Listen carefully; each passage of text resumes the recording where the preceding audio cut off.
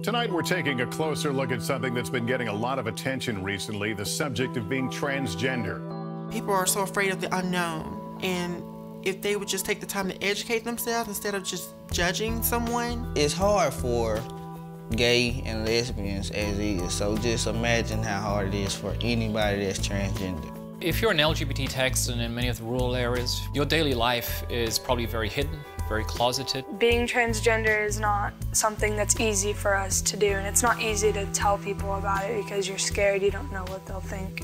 They are nearly 4 times more likely to make less than $10,000 a year compared to the general population. 78% of those surveyed reported harassment during K-12 schooling, 35% reported physical assault, and 12% were sexually assaulted. In 2015 alone, there have been at least 19 reported deaths. 17 have been trans women of colour. Transgender people specifically have the greatest number of homelessness, have the greatest number of suicide.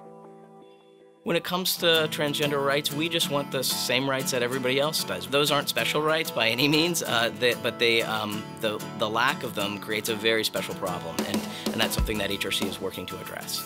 Starting in 2009, when we were asking about transgender inclusive benefits, for example, we had only a handful of companies, 45 companies, that had transgender inclusive healthcare. Today we have 418.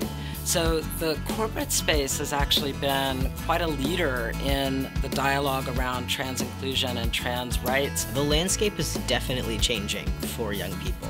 A lot of our inquiries are from educators who have transgender students in their schools. We are really happy to be able to go into those schools, work with educators, provide them resources, and not just for those students, but also for all the students.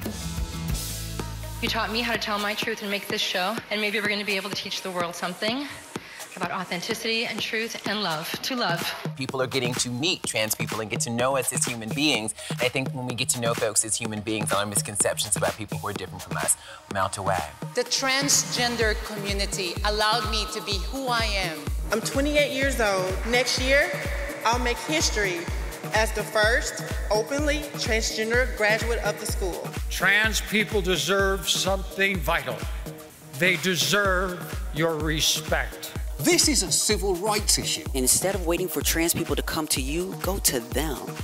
And together, let's open up more doors for the trans community. My personal experience as a community organizer and working with the HRC, they have been fully supportive and showed that they do care about the issues that the transgender community is facing. That the Human Rights Campaign is a family that cares about each other and is fighting for that basic right, that basic human dignity of equality. Trans people matter and trans rights are human rights. That's why you have to do everything in your power to fight for our right to be treated equally, to be supported, and to be respected for who we are. I have great hope that things are changing. Maybe not fast enough for me some days, but I know change is coming.